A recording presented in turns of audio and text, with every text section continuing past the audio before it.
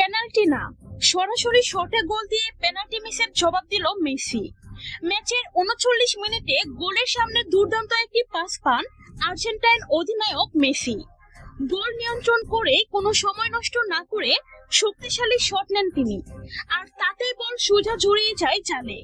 গোলকিপারের তখন কিছুই করার ছিল না। পুরো স্টেডিয়াম তখন আনন্দে ফেটে পড়ে, আর মেসির সেই দুর্দান্ত গোল দেখে মুগ্ধ হয়ে যায় ফুটবল বিশ্ব। পেনাল্টি মিসের হতাশা বলে নিজের পায়ের জোরেই দলকে এগিয়ে দেন মেসি।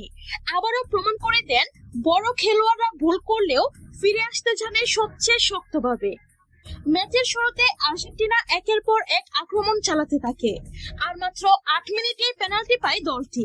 শট নিতে আসে মেসি, কিন্তু অবিশ্বাস্যভাবে পেনাল্টি মিস হয়ে যায়, আর মুহূর্তেই হতাশ হয়ে পড়ে আর্জেন্টিনা সমর্থকরা। তবে মেসি তো মেসি, একটি সুযোগ মিস করলেও থেমে থাকার মানুষ নন তিনি।